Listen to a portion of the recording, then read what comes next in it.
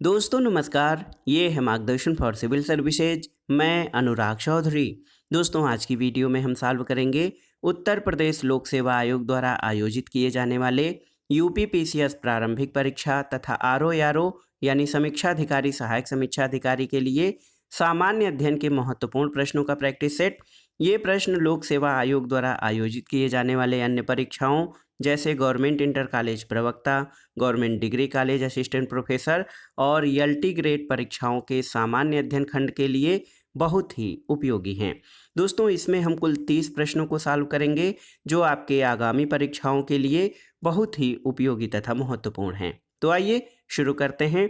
उत्तर प्रदेश लोक सेवा आयोग द्वारा आयोजित किए जाने वाले विभिन्न परीक्षाओं के लिए सामान्य अध्ययन के महत्वपूर्ण प्रश्नों का प्रैक्टिस सेट संख्या 6। आज की वीडियो का जो पहला प्रश्न है दोस्तों देखिए, बहुत ही महत्वपूर्ण है। ये यूपी स्पेशल से संबंधित है। इसमें आपसे पूछा गया है कि उत्तर प्रदेश सरकार द्वारा संचालित ऑपरेशन कायाकल्प का संबंध निम्नलिखित में किससे है। ऑप्शन देखिए, स्वास्थ्य, शिक्षा, पर्यावरण या खेलकूद। तो सही उत्तर हो जाएगा उत्तर प्रदेश सरकार द्वारा संचालित ऑपरेशन कायाकल्प का संबंध शिक्षा से है। और आप जान लीजिए दोस्तों कि उत्तर प्रदेश में शिक्षा सुविधाओं में लगातार सुधार लाने के उद्देश्य से ऑपरेशन कायाकल्प के तहत प्राथमिक और माध्यमिक विद्यालयों को स्मार्ट स्कूलों में बदला जाएगा। इसके तहत लगभग 30,000 माध्यमिक विद्यालय स्मार्ट कक्षा, खेल के मैदान, उचित शौचालय, पुस्तकालय, कंप्यूटर प्रयोगशाला, कला कक्षा और अन्य आधुनिक सुविधाओं से सुसज्जित किए जाएंगे। और उत्तर प्रदेश सरकार द्वारा दोस्तों ऑपरेशन कायाकल्प की शुरुआत कब 2019 में की गई है। याद रखिएगा, वर्ष 2019 में उत्तर प्रदेश सरकार द्वारा ऑपरेशन कायाकल्प की शुरुआत की गई है। अगले प्रश्न पर आते हैं। नीचे दिए गए कथनों में सही कथन का चयन करके उपयुक्त विकल्प का चुनाव कीजिए। पहला कथन है देखिए, मेन सेंट्रल थ्रस्ट बृहद हिमालय को मध्य हिमालय से अलग करता है। दूसरा कथन है, सचर जोन मध्य और शिवालिक हिमालय के बीच स्थित है। और तीसरा है, main boundary fault trans Himalaya और बृहद हिमालय के बीच स्थित है। इसमें से आपको बताना है कि कौन सा कथन सही है। तो आप देख लीजिए दोस्तों, केवल कथन एक सही है कि मेन सेंट्रल थ्रस्ट जो है ये बृहद हिमालय को मध्य हिमालय से अलग करता है। तो बहुत ही महत्वपूर्ण प्रश्न है दोस्तों। मेन सेंट्रल थ्रस्ट जो है बृहद हिमालय को मध्य हिमालय से अलग करता है, केवल यही कथन सही है।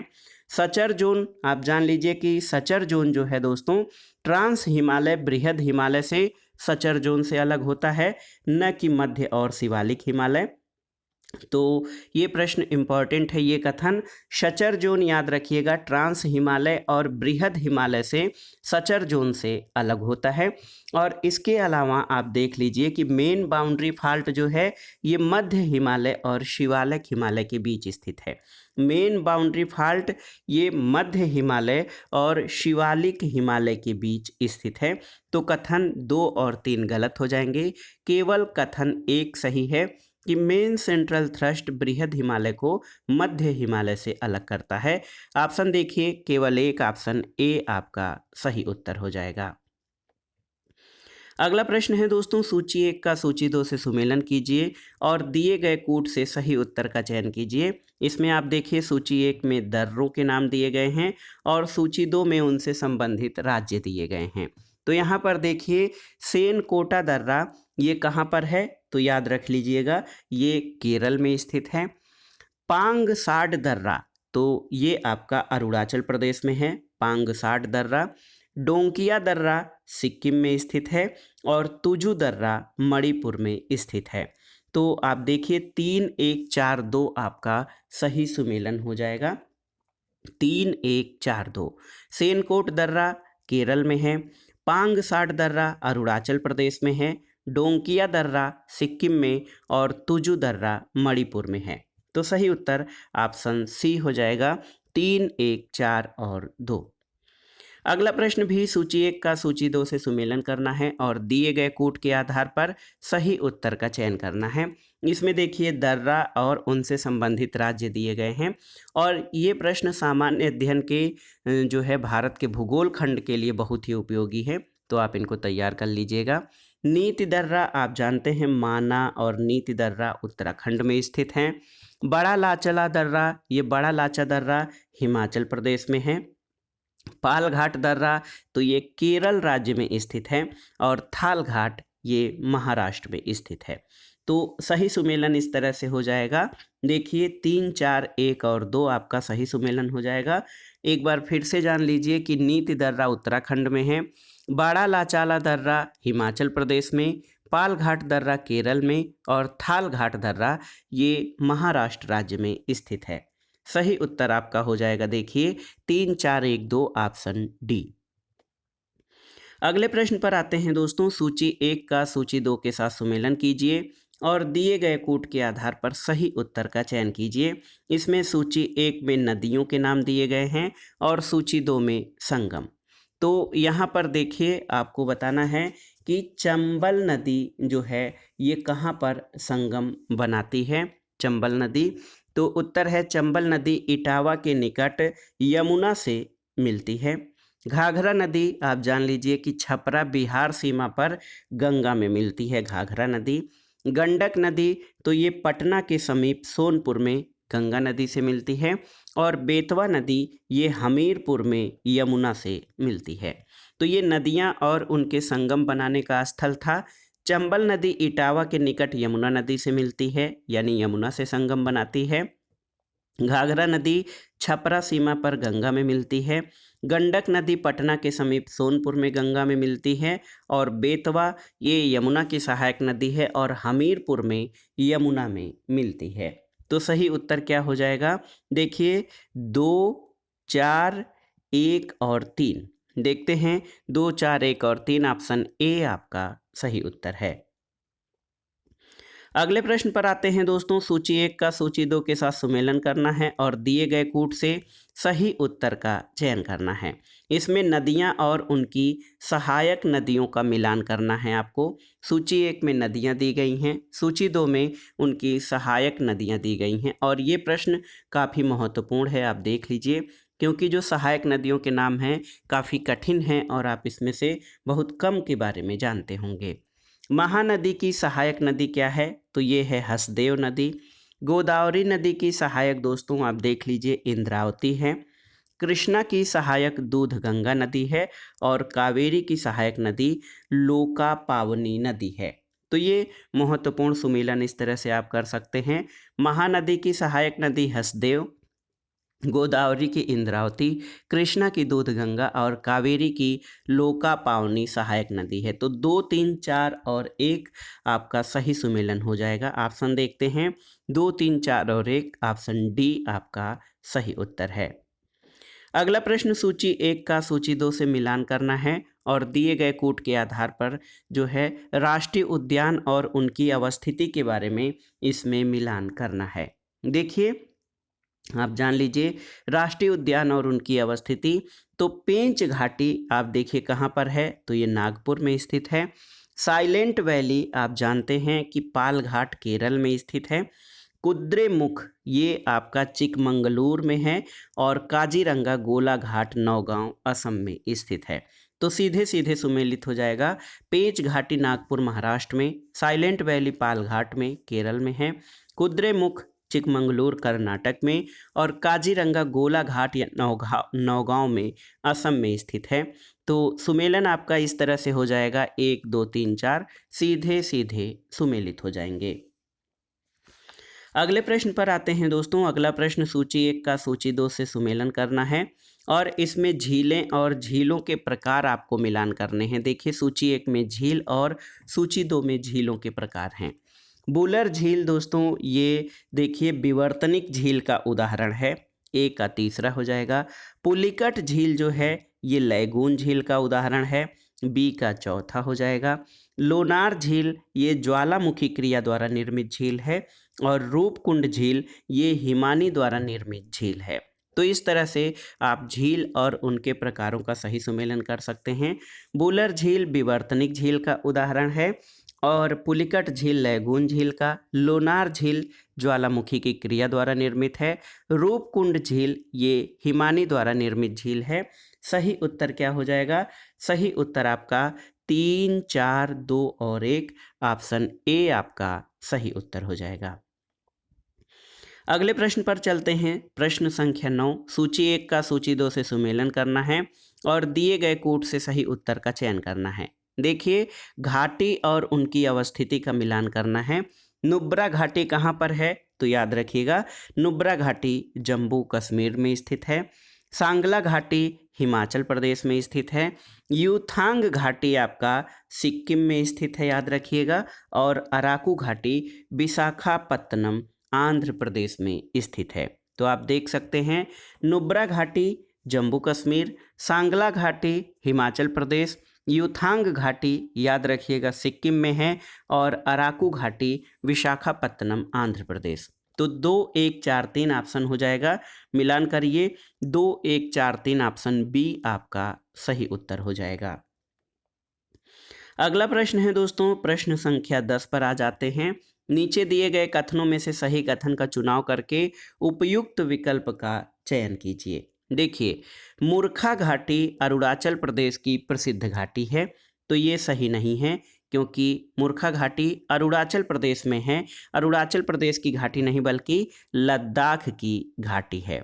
मूर्खा लद्दाख की घाटी है। सोर घाटी उत्तराखंड में स्थित है, तो याद रखिएगा सोर घाटी उत्तराखंड में है। और जुकू वैली नागालैंड में स्थित है। तो 2 और 3 आपके सही हो गए। पहला कथन गलत है। मूर्खा घाटी अरुणाचल प्रदेश नहीं बल्कि लद्दाख की प्रसिद्ध घाटी है, याद रखिएगा। इसका ऑप्शन डी आपका सही उत्तर हो जाएगा। अगले प्रश्न पर आते हैं दोस्तों, प्रश्न संख्या 11 पर कि नीचे दिए गए कथनों में से सही कथन का चुनाव करके उपयुक्त विकल्प का चयन कीजिए। देखिए, पहला कथन है कि भारत में मानसून की अवधि दक्षिणी भारत से उत्तरी भारत की ओर कमी आती है। बिल्कुल सही है। भारत में जो मानसून की अवधि है, ड्यूरेशन है, दक्षिणी भारत से उत्तरी भारत में इसमें कमी आती है। दूसरा है कि उत्तर भारत के मैदानों में वार्षिक वृष्टि की मात्रा पश्चिम से पूर्व की ओर बढ़ने पर घटती है, तो ये आपका सही नहीं है क्योंकि भारत में जो है दोस्तों, आप जान लीजिए कि उत्तर भारत में प्रवेश करने पर दक्षिण की अपेक्षा अधिक समय लगता है और वापसी के दौरान भी मानसूनी हवाएं दक्षिण भारत की अपेक्षा उत्तर भारत से जल्दी पलायन कर जाती हैं। और जो दूसरा कथन है कि उत्तर भारत में मैदानों में वार्षिक वृष्टि की मात्रा पूर्व से पश्चिम की ओर घटती है, न कि पश्चिम से पूर्व की ओर, तो कथन 2 आपका गलत हो जाएगा। केवल कथन 1 सही है। ऑप्शन ए आपका सही उत्तर है। अगला प्रश्न है, निम्नलिखित में से कौन सा सुमेलित नहीं है, आपको बताना है। देखिए, कौन सा सुमेलित नहीं है, ये प्रश्न जिसमें नहीं पूछा जाए, मैं बार बार आपसे कहता हूँ कि इसको ज़रूर ध्यान दीजिएगा क्योंकि इसमें से होता ये है कि 3 ऑप्शन आपके सही होते हैं, 1 गलत होता है।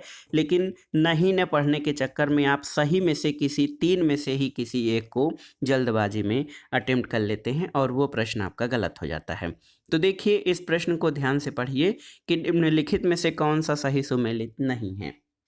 देखिए, बजट घाटा कुल प्राप्तियां और कुल व्यय, कुल प्राप्तियों में से कुल व्यय को घटाने पर प्राप्त होता है, बिल्कुल सही है।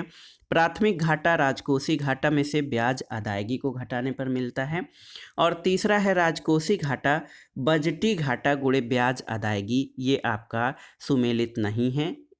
और राजस्व घाटा राजस्व प्राप्तियां और राजस्व व्यय के अंतर के बराबर होता है, तो ये सही है। राजकोषीय घाटा क्या है दोस्तों? राजकोषीय घाटा जो है और उधार और अन्य देयताएं जो मिलाकर ये राजकोषीय घाटे का संबंध जो होता है सरकार के सभी व्यय और सभी प्राप्तियों से होता है। तो कुल मिलाकर अगर आप कुल सार्वजनिक व्यय में से उधार और अन्य देयताओं को छोड़कर कुल आय को घटा दिया जाए तो राजकोषीय घाटा प्राप्त होता है और ये हमेशा बड़ा घाटा होता है। ऑप्शन सी आपका सही सुमेलित नहीं है। अगला प्रश्न भी भारतीय अर्थव्यवस्था खंड से ही है। आप देख लीजिए कि भारत में औद्योगिक क्षेत्र की उपलब्धि को मापने के लिए कौन सी संस्था औद्योगिक उत्पादन सूचकांक जारी करती है। तो सही उत्तर है राष्ट्रीय सांख्यिकी कार्यालय यानी एनएसओ। ऑप्शन डी आपका सही उत्तर है। दोस्तों, औद्योगिक उत्पादन सूचकांक जो आईआईपी होता है, राष्ट्रीय सांख्यिकी कार्यालय द्वारा जारी किया जाता है। पहले ये आंकड़े आप जान लीजिए कि सीएसओ द्वारा जारी किया जाता था, लेकिन वर्तमान में ये एनएसओ यानी राष्ट्रीय सांख्यिकी कार्यालय द्वारा जारी किया जाता है। अगला प्रश्न है दोस्तों, कार्यक्रम और योजनाएं हैं और उनका प्रारंभ वर्षों से सुमेलन करना है। किस वर्ष में ये योजनाएं प्रारंभ हुई थीं? देखिए, स्वर्ण जयंती ग्राम स्वरोजगार योजना 1999 में प्रारंभ हुई थी। स्वर्ण जयंती शहरी रोजगार योजना 1997 यानी 1997 में। जवाहर रोजगार योजना ये 1989 में शुरू हुई थी। और राष्ट्रीय ग्रामीण स्वास्थ्य मिशन आप जानते हैं एनआरएचएम 2005 में शुरू की गई थी। तो इस तरह से सही सुमेलन आपका हो जाएगा। आप देख सकते हैं यहाँ पर सही सुमेलन आपका 3, 1, 2 और 4 हो जाएगा। तो 3, 1, 2 और 4 ऑप्शन सी सही सुमेलन हो जाएगा। अगले प्रश्न पर आते हैं दोस्तों, निम्नलिखित कथनों पर विचार कीजिए। पहला कथन है कि भारत की जनगणना हर 10 वर्ष पर की जाती है। तो बिल्कुल भारत में दशकीय जनगणना को जो है लागू किया गया है और हर 10 वर्ष पर यहाँ पर जनगणना होती है। कथन है कारण में है कि 10 वर्ष की अवधि के दौरान भारत की जनसंख्या अधिकांशतः अपरिवर्तित रही है। तो ये आपका सही नहीं है, क्योंकि हमेशा भारत की जनगणना जो है बढ़ी है, अधिकांशतः अपरिवर्तित नहीं रही है। तो ए सही है यानी कथन सही है, कारण गलत है। ऑप्शन सी आपका सही उत्तर हो जाएगा। ए सही है लेकिन आर गलत है। अब आते हैं अगले प्रश्न पर दोस्तों। अगला प्रश्न भी कथन कारण से संबंधित है। कथन है, पहला कथन है कि हाल के वर्षों में भारत में महिलाओं के लिए श्रम की भागीदारी की दर में तेजी से गिरावट आई है। क्यों? कारण है क्योंकि पारिवारिक आय में सुधार और शिक्षा की वृद्धि के कारण से इस श्रम की भागीदारी दर में गिरावट आई है। तो आप देखिए दोस्तों, महत्वपूर्ण प्रश्न है कि अंतर्राष्ट्रीय श्रम संगठन जो आईएलओ है दोस्तों, उसके द्वारा जारी एक रिपोर्ट के अनुसार हाल के वर्षों में भारत में महिलाओं के लिए श्रम की भागीदारी दर में तेजी से गिरावट आई है। और भारत में महिलाओं के लिए श्रम बल भागीदारी दर में गिरावट के लिए जो मुख्य कारण है वो ये है, युवा महिलाओं के शैक्षिक नामांकन में वृद्धि हुई है और दूसरी चीज़ रोजगार के अवसरों में कमी और घरेलू आय में वृद्धि हुई है। तो यहाँ पर कथन और कारण दोनों सही हैं और कारण कथन की सही व्याख्या भी करता है। तो ऑप्शन ए आपका सही उत्तर हो जाएगा। अगले प्रश्न पर आते हैं दोस्तों। प्रश्न संख्या 17 है, कथन और कारण से संबंधित है। कथन है कि मुद्रा का अवमूल्यन निर्यातों को बढ़ाने के लिए किया जाता है और कारण है कि विदेशी बाजार में घरेलू वस्तुएं सस्ती हो जाती हैं। तो आप पहले तो जान लीजिए अवमूल्यन क्या होता है, डिवैल्यूएशन। दोस्तों, अवमूल्यन का अर्थ किसी देश की मुद्रा के बाह्य मूल्य को कम कर देना है। जब किसी देश के भुगतान संतुलन में मौलिक असंतुलन आ जाता है, तब उस देश की मुद्रा की स्थिति में सुधार लाने के लिए ये नीति अपनाई जाती है और इससे आयात महंगा हो जाता है, उनमें कमी आ जाती है, जबकि देश में उत्पादित वस्तुएं विदेशों में सस्ती हो जाती हैं और इससे निर्यात में वृद्धि होती है। तो इस तरह व्यापार शेष, जो व्यापार का बैलेंस है, अधिशेष है, उसकी स्थिति में सुधार होता है। तो आप जान लीजिए कि ए और आर दोनों सही हैं और आर ए की सही व्याख्या करता है। ऑप्शन ए आपका सही उत्तर है। अगला प्रश्न देखते हैं दोस्तों। प्रश्न संख्या 18 घाटे की वित्त व्यवस्था का प्रयोग कहाँ होता है? तो सही उत्तर है दोस्तों, घाटे की वित्त व्यवस्था का प्रयोग आर्थिक विकास के लिए सीमित मात्रा में होता है। ऑप्शन सी आपका सही उत्तर है। घाटे की वित्त व्यवस्था को हीनार्थ प्रबंधन भी कहा जाता है, डेफिसिट मैनेजमेंट। और आप देख लीजिए कि इसका आर्थिक विकास के लिए सीमित मात्रा में प्रयोग उचित होता है। अत्यधिक मात्रा में प्रयोग करने पर इसका दुष्प्रभाव जो ये होता है कि मूल्यों में बहुत अधिक वृद्धि हो जाती है। अगला प्रश्न है, निम्नलिखित कथनों पर विचार कीजिए। देखिए, दो कथन आपके दिए गए हैं और इनके आधार पर आपको सही उत्तर का चयन करना है। जुगाली करने वाले पशुओं से नाइट्रस ऑक्साइड गैस का निस्सरण या निस्तारण होता है। ये सही नहीं है, क्योंकि जुगाली करने वाले पशुओं से दोस्तों आप जान लीजिए कि घरेलू पशु वातावरण में जुगाली के माध्यम से मीथेन गैस का उत्सर्जन करते हैं और धान के खेतों से उत्पन्न होने वाली गैस मीथेन गैस है। तो केवल कथन 2 आपका इसमें सही हो जाएगा, पहला कथन सही नहीं है, क्योंकि आप जान लीजिए कि धान के खेत, कोयले के खदान और घरेलू पशु वातावरण में मीथेन गैस का उत्सर्जन करते हैं। तो पहला कथन इसलिए गलत हो जाएगा कि जुगाली करने वाले पशु मीथेन गैस का उत्सर्जन करते हैं, न कि नाइट्रस ऑक्साइड का। और मीथेन आप जान लीजिए ग्रीन हाउस गैस का उदाहरण है। अगला प्रश्न है दोस्तों, वैश्विक तापमान में वृद्धि से या वैश्विक तापमान में वृद्धि के प्रभाव से संबंधित निम्नलिखित कथनों पर विचार कीजिए। पहला कथन है समुद्र के जलस्तर में वृद्धि, दूसरा है हिमनद का पिघलना और तीसरा है प्रवाल भित्ति का विरंजन होना। तो इसमें से कौन से प्रभाव वैश्विक तापमान यानी ग्लोबल वार्मिंग के वृद्धि के हो सकते हैं? तो आप जान लीजिए सही उत्तर तीनों ही आपके कथन सही हो जाएंगे, क्योंकि वैश्विक तापमान में वृद्धि से दोस्तों समुद्र के जलस्तर में भी वृद्धि होगी, हिमनद पिघलेंगे और प्रवाल भित्तियों का विरंजन भी होता है। तो ऑप्शन डी आपका सही उत्तर है। 1, 2 और 3 तीनों ही सही हैं। अगले प्रश्न पर आते हैं दोस्तों, महासागर में पादप प्लवक के नष्ट होने से संबंधित निम्नलिखित कथनों पर विचार कीजिए। पहला है कि कार्बन सिंक के रूप में महासागर पर प्रतिकूल प्रभाव पड़ेगा पादप प्लवक के नष्ट होने से, बिल्कुल सही है। और दूसरा है कि महासागर की खाद्य श्रृंखला यानी फूड चेन पर प्रतिकूल प्रभाव पड़ेगा, तो ये दूसरा कथन भी सही है। आप देख लीजिए दोस्तों, महासागर में जो पादप प्लवक होते हैं ये नष्ट हो जाएंगे तो कार्बन सिंक के रूप में महासागर पर उल्टा प्रभाव पड़ेगा, और पादप प्लवक का सागर में वही महत्व है जो स्थल पर घासों का होता है। तो इससे महासागर की खाद्य श्रृंखला भी प्रभावित हो जाएगी। तो आप जान लीजिए कि ये दोनों ही कथन दोस्तों सही हैं आपके। देखिए, कथन 1 और 2 दोनों ही सही हैं। इसके संबंध में ऑप्शन सी सही उत्तर हो जाएगा। अगला प्रश्न है, निम्नलिखित कथनों पर विचार कीजिए। पहला कथन है momentum for change climate neutral now पहल का प्रवर्तन विश्व मौसम विज्ञान संगठन के द्वारा किया गया है।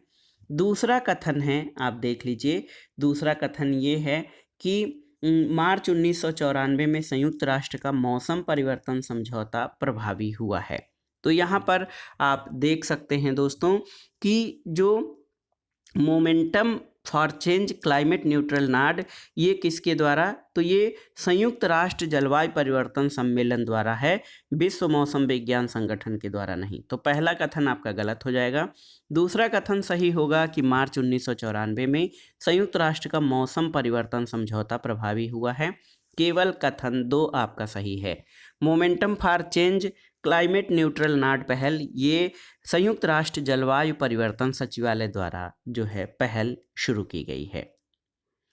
अगला प्रश्न है, निम्नलिखित में से कौन से भारत के कुछ भागों में पीने के जल में प्रदूषक के रूप में पाए जाते हैं? देखिए, सार्बिटाल, फॉर्मेल्डिहाइड, फ्लोराइड, यूरेनियम और आर्सेनिक। तो ये 5 जो हैं तत्व आपके दिए गए हैं। इसमें से कौन से जो है भारत में कुछ भागों में पीने के जल के प्रदूषक के रूप में पाए जाते हैं? तो देखिए, इसमें फ्लोराइड, यूरेनियम और आर्सेनिक आते हैं, यानी 3, 4 और 5। ऑप्शन ए आपका सही उत्तर हो जाएगा। दोस्तों, आप जान लीजिए कि देश के कुछ भागों में जैसे त्रिपुरा, मणिपुर, उड़ीसा में पेयजल की गुणवत्ता स्तर बहुत अधिक चिंताजनक है, क्योंकि यहाँ भूजल में आर्सेनिक, फ्लोराइड और यूरेनियम जैसे हानिकारक रसायन मिले हुए हैं। अगला प्रश्न है दोस्तों, निम्नलिखित कथनों पर विचार कीजिए और दिए गए कूट के आधार पर आपको सही उत्तर का चयन करना है। देखिए, पहला है कि जल में बीओडी की अधिकता जल के सीवेज से प्रदूषित होने का संकेत देती है, बिल्कुल सही है। और गंगा नदी में बीओडी यानी बायोलॉजिकल ऑक्सीजन डिमांड की सर्वाधिक मात्रा कानपुर और इलाहाबाद के बीच में पाई जाती है। तो ये दोनों ही सही है। बीओडी को जान लीजिए, जैविक ऑक्सीजन आवश्यकता या जैविक ऑक्सीजन मांग, ये जल प्रदूषण मापने की इकाई है। तो इसमें दोनों ही कथन आपके सही हैं। ऑप्शन सी सही उत्तर हो जाएगा। 1 और 2 दोनों सही हैं। अगला प्रश्न है दोस्तों, भारतीय रेल में प्रयोग किए जाने वाले जैव शौचालयों के संदर्भ में निम्नलिखित कथनों पर विचार कीजिए। पहला कथन है, आप देखिए कि जैव शौचालयों में मानव अपशिष्ट का अपघटन फंगल इनाकुलम द्वारा उत्क्रमित होता है। और दूसरा है कि इस अपघटन के अंत्य उत्पाद केवल अमोनिया और जलवाष्प होते हैं जो वायुमंडल में निर्मुक्त हो जाते हैं। तो यहाँ पर आप देख सकते हैं भारतीय रेल में जो जैव शौचालय बायो टॉयलेट प्रयोग किए जा रहे हैं, तो इनका प्रयोग करीब 100% किया जा रहा है। जो जैव शौचालय प्रणाली जो है दोस्तों, इसमें अवायवीय जीवाणु अपशिष्ट पदार्थों को विखंडित करके उसे जल और मीथेन में परिवर्तित करते हैं। तो पहला कथन आपका गलत हो जाएगा। और जल और मीथेन गैस में परिवर्तित कर देते हैं। जल को टैंक में जमा करके उसे क्लोरीन की मदद से साफ कर दिया जाता है, गैस वाष्पीकृत हो जाती है। तो यहाँ पर दोनों ही कथन आपके गलत हो जाएंगे, दोनों ही कथन, न तो 1 और ना ही 2। अगला प्रश्न है, निम्नलिखित के बारे में विचार कीजिए। देखिए, पहला है ज्वार नद मुख से पोषकों का प्रस्राव, दूसरा है समुद्र में उत्प्रवाह, तीसरा है मानसून के दौरान भूमि से जलवाह। उपर्युक्त में से कौन सा कारक भारत के समुद्री जल में हानिकारक शैवाल प्रपुष्पटन के लिए उत्तरदायी है? इसमें से 3 कारक आपको दिए गए हैं। इसमें आपको बताना है कि कौन से कारक जो हैं ये भारत के समुद्री जल में हानिकारक शैवाल प्रपुष्पटन के लिए या शैवालों के बढ़ोतरी के लिए उत्तरदायी हैं। तो आप जान लीजिए दोस्तों, भारत में समुद्री जल में जो हानिकारक शैवाल प्रस्फुटन है उसमें ज्वार नदमुख से पोषकों का प्रस्राव, मानसून में भूमि से जलवाह और समुद्र में उत्प्रवाह शामिल है। ये तीनों ही कारक उत्तरदायी हैं। ऑप्शन डी आपका सही उत्तर हो जाएगा। अगले प्रश्न पर आते हैं दोस्तों, महासागर में बढ़ता अम्लीकरण चिंता का विषय क्यों है? तो यहाँ पर 3 जो प्रभाव दिए गए हैं आपको, इनमें से बताना है कि कौन सा कथन सही है। पहला है कि मेघ बीजन और मेघों का बनना प्रतिकूल रूप से प्रभावित होगा। देखिए, दूसरा है कि प्रवाल भित्ति की वृद्धि और उत्तरजीविता प्रतिकूल रूप से प्रभावित होगी। और तीसरा है कैल्शियमी पादप प्लवक की वृद्धि और उत्तरजीविता प्रतिकूल रूप से प्रभावित होगी। तो अगर जो हम इस प्रश्न का विश्लेषण करें, ये इन्वायरमेंट एंड इकोलॉजी का प्रश्न है। महासागर में जब अम्लीकरण बढ़ता है तो कैल्शियमी पादप जो होते हैं, कैल्शियमी पादप प्लवक की वृद्धि और उत्तरजीविता पर प्रतिकूल प्रभाव पड़ेगा। और इससे क्या होगा कि प्रवाल भित्ति और डिंभक पादप प्लवक वाले प्राणियों पर प्रभाव पड़ेगा। तो मेघ बीजन और मेघों के बनने पर कोई प्रतिकूल प्रभाव नहीं पड़ेगा महासागर की अम्लीयता से। 2 और 3 आपके सही हो जाएंगे। तो देख लीजिए कि महासागर में अम्लीकरण बढ़ने से प्रवाल भित्ति की वृद्धि और उत्तरजीविता और कैल्शियमी पादप प्लवक की वृद्धि और उत्तरजीविता ये प्रतिकूल रूप से प्रभावित होगी। 2 और 3 आपके सही हैं। ऑप्शन बी सही उत्तर हो जाएगा। अगला प्रश्न है दोस्तों, देखिए प्रश्न संख्या 28 है आपका। निम्नलिखित कथनों पर विचार कीजिए। पहला कथन है कि ध्वनि प्रदूषण को मापने के लिए डेसिबल का प्रयोग किया जाता है, बिल्कुल सही है। ध्वनि प्रदूषण को मापने के लिए डेसिबल इकाई का प्रयोग किया जाता है। दूसरा कथन ग्रीन मफलर के संबंध में है। कहा गया है कि ग्रीन मफलर का उपयोग मुख्यतया वायु प्रदूषण से बचाव के लिए किया जाता है, तो सही नहीं है, क्योंकि ग्रीन मफलर का प्रयोग दोस्तों ये ध्वनि प्रदूषण को नियंत्रित करने के लिए किया जाता है। तो कथन 2 गलत हो जाएगा। केवल और केवल कथन 1 आपका सही होगा। ध्वनि प्रदूषण को मापने के लिए डेसिबल इकाई का प्रयोग किया जाता है और ग्रीन मफलर का उपयोग दोस्तों वायु प्रदूषण से बचाव के लिए नहीं बल्कि ध्वनि प्रदूषण से बचाव के लिए किया जाता है। अगला प्रश्न भारतीय संविधान और राज्य व्यवस्था से है। देखिए, इसमें 2 सूचियां दी गई हैं। सूची 1 में अनुच्छेद और सूची 2 में उसमें संबंधित प्रावधान दिए गए हैं। देखिए, अनुच्छेद 40 ये ग्राम पंचायतों के गठन से संबंधित है, बिल्कुल सही है। अनुच्छेद 41 काम करने के अधिकार से संबंधित है। अनुच्छेद 42 न्याय संगत कार्य की दशा से संबंधित है और अनुच्छेद 44 समान नागरिक संहिता से संबंधित है। तो सही उत्तर आपका हो जाएगा सीधे सीधे 1, 2, 3, 4 आपका सही सुमेलन हो जाएगा। ऑप्शन ए सही उत्तर है। अगले प्रश्न पर आते हैं दोस्तों, ये आज के प्रैक्टिस सेट का आखिरी प्रश्न है। आप देखिए, कथन और कारण से संबंधित है। कथन है कि भारतीय राष्ट्रपति की निर्वाचन प्रक्रिया अमेरिका के राष्ट्रपति की निर्वाचन प्रक्रिया से भिन्न है, बिल्कुल सही है। कारण है कि भारत में संसदीय प्रणाली है जबकि अमेरिका में अध्यक्षात्मक, तो बिल्कुल सही उत्तर हो जाएगा दोस्तों। कथन और कारण दोनों सही हैं और कारण कथन की सही व्याख्या करता है। अगर आप इस प्रश्न को विस्तार में समझने का प्रयास करें तो भारतीय संविधान का जो अनुच्छेद 54 है दोस्तों, इसके अनुसार राष्ट्रपति का निर्वाचन एक निर्वाचक मंडल के द्वारा या इलेक्टोरल जो ग्रुप है, इलेक्टोरल मंडल होता है, उसके द्वारा किया जाता है। और राष्ट्रपति के निर्वाचक मंडल में संसद के दोनों सदनों, राज्यसभा और लोकसभा के निर्वाचित सदस्य और राज्य विधानसभाओं के निर्वाचित सदस्य शामिल होते हैं। आप जानते हैं कि भारत में संसदीय शासन प्रणाली है, इसलिए यहाँ पर राष्ट्रपति नाम मात्र का प्रधान होता है, जबकि प्रधानमंत्री भारत में वास्तविक प्रधान होता है। अमेरिका में इसके विपरीत अध्यक्षात्मक शासन प्रणाली है, वहाँ राष्ट्रपति ही कार्यपालिका का वास्तविक सर्वेसर्वा होता है और सारी शक्तियाँ उसी में निहित होती हैं। इसलिए भारतीय राष्ट्रपति की निर्वाचन प्रक्रिया अमेरिका की राष्ट्रपति से भिन्न होती है, क्योंकि भारत में संसदीय प्रणाली है, अमेरिका में अध्यक्षात्मक शासन प्रणाली है। तो दोस्तों, ये था आज का प्रैक्टिस सेट। इसमें हमने उत्तर प्रदेश लोक सेवा आयोग और विभिन्न राज्य लोक सेवा आयोग द्वारा आयोजित विभिन्न परीक्षाओं के सामान्य अध्ययन यानी जीएस के लिए महत्वपूर्ण प्रश्नों के अभ्यास सेट को सॉल्व किया है। ये प्रश्न विभिन्न परीक्षाओं के सामान्य अध्ययन के लिए बहुत ही उपयोगी हैं। आप इन प्रश्नों को तैयार कर लीजिएगा।